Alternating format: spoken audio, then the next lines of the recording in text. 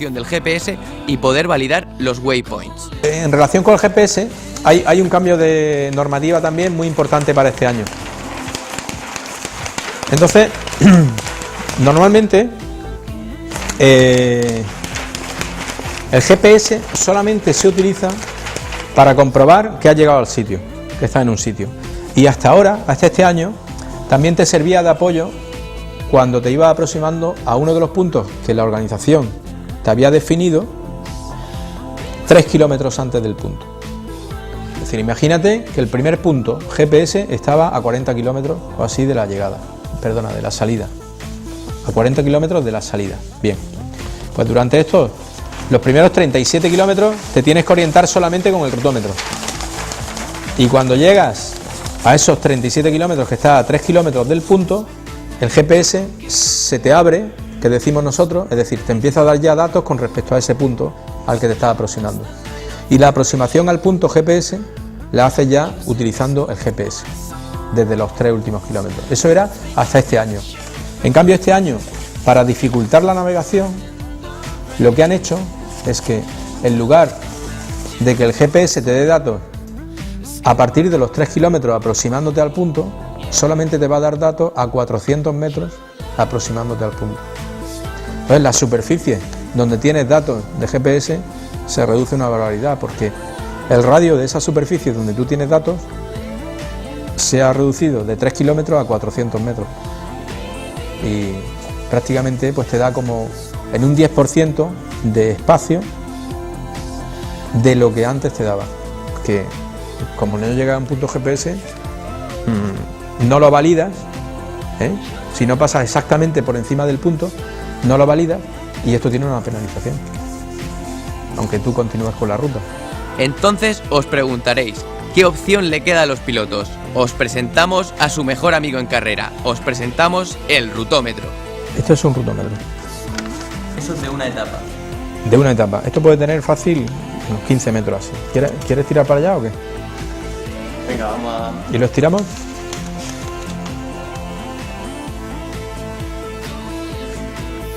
Y esto lleva las anotaciones que yo hice en esta etapa el año pasado. Esto son instrucciones que tienes que ir mirando a la vez que conduces. Normalmente se conduce a una media de unos 80-90 km por hora y tiene velocidades máximas de 140-150 km por hora. Fíjate, aquí llevamos aproximadamente unos 8 o 9 metros de rutómetro y aquí hemos llegado al kilómetro 177. En total esta etapa son 641, es decir, solamente llevamos el 25% de la etapa. O sea que nos queda todavía otras 3 veces, efectivamente. Todo esto es lo que tienes que ir comprobando y cada una de estas viñetas es una referencia que tú tienes que ir comprobando que vas pasando por ella. Tú tienes que ir leyendo en filas, conforme te vas aproximando a esta distancia en tu Trip Master, que se llama. El Trip Master es un cuentakilómetros que te va diciendo a qué distancia de la salida estás en ese momento. Entonces cuando te vas aproximando al kilómetro 9, entonces vas leyendo esta instrucción. Y esta instrucción, por ejemplo, ¿qué nos diría? Nos diría que en el kilómetro 9,28 hay una curva de derechas, ¿vale?, que tiene 2 opciones. Y además está en descenso fuerte, porque tiene una señal de precaución. Y esta curva interior, que es la que tienes que tomar, es poco visible, tal como te dice aquí, ¿vale?, en estas abreviaturas. Posteriormente, 3,5 kilómetros, 3 kilómetros 63 más tarde, bueno, hay un waypoint, con lo cual tenemos apoyo GPS en este punto, y aquí lo que nos está diciendo es que nos vamos a encontrar una duna a la izquierda, y en esta curva a la derecha que hace el camino, tenemos que dejar el camino y, como aquí dice, meternos en un valle a rumbo 55,055 y a los 500 metros de habernos metido en el valle, hacer un cambio de rumbo oblicuo a 100 grados. Entonces, todas estas instrucciones que te va diciendo el rutómetro, tienes que interpretarlas a la vez que vas conduciendo lo más rápido posible y ir buscando este camino. Entonces, todo se basa en la distancia en la que tú tienes en ese momento y en que la referencia anterior la has pasado correctamente. porque si no, los kilómetros no son correctos y por lo tanto no te vas a encontrar en la zona correcta para poder interpretar lo que te dice el rutómetro. Esto es un camino y esta línea discontinua significa que no hay camino, que tú lo que haces es que te vas fuera del camino y vas campo a través al rumbo 55 y te vas a meter en un valle entre dunas. Entonces, todo esto imaginártelo a la vez que estás conduciendo y estás mirando los obstáculos y estás yendo lo más rápido que puedes, es complicado, porque al ir a mucha velocidad tú lo que intentas es buscar los obstáculos lo más adelante posible. Por eso, ¿sabes?, se conduce mucho de pie e intentas conseguir algo más de altura para conseguir más visibilidad. Pero claro, tú adecuas la vista a buscar un obstáculo lejano, lo antes posible. Entonces, cuando metes la cabeza cercano al manillar donde tienes los instrumentos, aproximadamente está a una distancia de tus ojos de unos 50 centímetros. Entonces tarda un tiempo en adecuarse la vista y poder leer la información. Este tiempo que tienes metido la cabeza dentro, ¿vale?, es un tiempo en que tienes que recordar que estás en un camino o estás fuera de un camino y hay piedras, hay baches, hay obstáculos que te puedes comer sin verlo, ¿no? Entonces, claro, es complicado. Y esto lo haces leyendo solamente con golpes de vista. Miras aquí un momento, un segundo, un instante y vuelves a pilotar. Entonces, de cada golpe de vista tienes que ir sacando información y cuando ya la tienes leída toda la fila, pues entonces intentar reconstruirla y luego intentar localizarla. Para trabajar con rutómetro tienes que ir a carreras donde se trabaja con rutómetro, que suelen ser todas las carreras estas del Campeonato del Mundo, pues que hay en Marruecos, en Egipto, en Túnez, en Emiratos. ¿Esas las estás corriendo todas? No, yo no. Las pruebas del Campeonato del Mundo no las he hecho este año porque, entre otras cosas, pues bueno, tampoco he tenido tiempo ni presupuesto, ¿no?, como para poder hacerlas. Entonces, este año toda la temporada nos la jugamos al Dakar. Bueno, ya dejamos a Miguel que tiene que correr, pero no sin que antes nos hable de esa vista de postal con la que solo un piloto de Dakar puede encontrarse y que quedará grabada en su memoria para siempre. Hasta la vuelta, Miguel, y a vosotros, Max Motorianos, os emplazamos para la semana que viene, para una nueva edición de Max Motor. Hasta la semana que viene.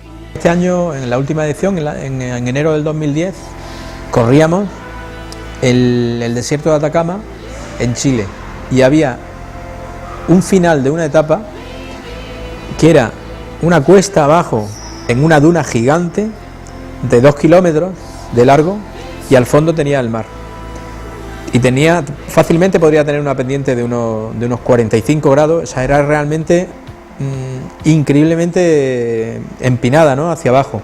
Y además estaba llena de roderas de las motos que habían pasado anteriormente y conforme ibas bajando y veía lo que es el horizonte y el mar, ¿no?, y parecía que ibas en un avión porque no tenías nada por delante tuya, ibas continuamente cayendo y eso era increíble. Y al fondo se veía, pues eso, el bivac, el campamento donde finalizaba ese día y además tenía allí la asistencia y, en fin, todo, la comida, el hecho de recuperarte y todo eso.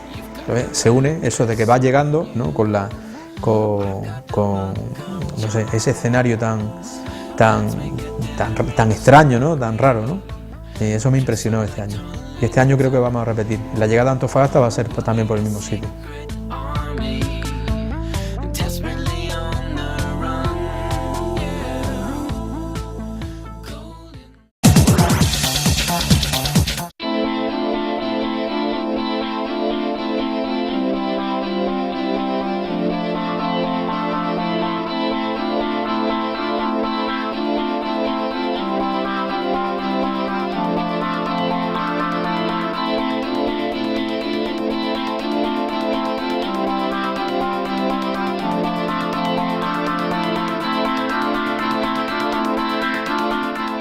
Y nos encontramos con Miguel Puertas en un momento muy importante para entrevistarle, el momento en el que su moto llega de vuelta desde Argentina.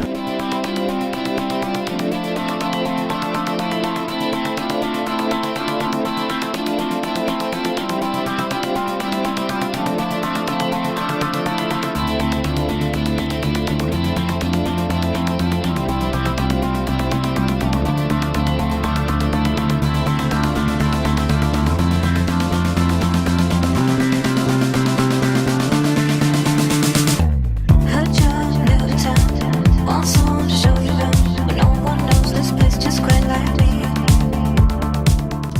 Esto es la moto de Miguel Puertas con la marca del Dakar.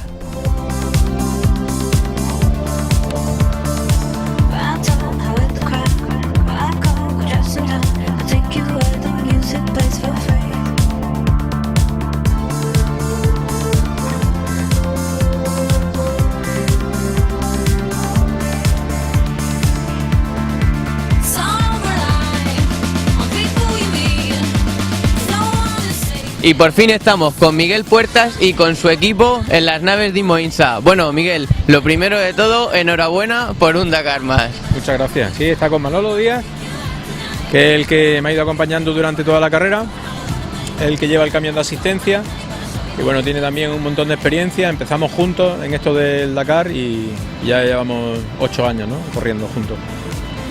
Y bueno, él ha sido el que ha ido a recoger el camión, la moto y todo eso a Le Havre, al norte de Francia. Y aquí estamos revisando un poco las heridas de guerra, ¿no?, que le han quedado a la moto. Nuestro objetivo es llegar lo antes posible, reparar la moto todo lo antes posible, que esté lo más cómodo posible, que pueda preparar su ruta, su rutómetro, en fin, darle todo lo necesario y que esté en las mejores condiciones posibles para afrontar los próximos días. Es un trabajo, pues te puedes imaginar, toda la noche trabajando y todo el día conduciendo, y un día y otro y otro y otro. Y bueno, un poquito la misión nuestra pues es esa, ¿no?, que Miguel en cuanto pueda que se acueste, que descanse, pero claro, también significa que tú al día siguiente tienes que conducir, y a lo mejor 800 kilómetros, y al día siguiente tal, o sea, hay que llevar muchísimo cuidado con el sueño. El sistema de neumáticos, tú puedes cambiar el neumático sin cambiar la llanta, lleva una especie de anillos metálicos y de juntas tóricas, con lo cual tú en un momento de pinchar o reventar una rueda, sacas la cubierta y metes la cubierta sin necesidad de cambiar la llanta, porque eso en un camión, en una duna o en zonas de arena, de polvo y tal, claro, eso sería realmente difícil y duro, ¿no? Bueno, este año ha sido especialmente penoso para nosotros, porque hemos llegado a reventar 3 neumáticos delanteros y una de las veces pues además nos arrancó todos los latiguillos de aire, todo el sistema de frenos, de los pulmones de los frenos, los calderines. Fue una avería bastante seria porque fue justo en los Andes, en la parte más alta, e inmediatamente iniciamos el descenso. Entonces, bueno, la situación fue un poco seria, digamos, ¿no? Llegamos a estar entre 4.800 y 5.000 y pico metros de altura, y claro, cambiar un neumático del camión que pesa 100 y pico kilos, utilizar los gatos, subir y tal, todo eso es especialmente penoso. Es decir, entre 3 y 5 minutos tienes que dejar de trabajar porque te mareas y te caes al suelo redondo, ¿no? Entonces fue especialmente penoso por eso, pero bueno, por lo demás muy bien, y siempre con la ilusión de todas las noches de llegar, de a ver si llega, de que llegue bien, y al día siguiente estar ahí en la brecha peleando. Digamos que el cambio de altura lo hacemos tan rápido que muchas veces te afecta.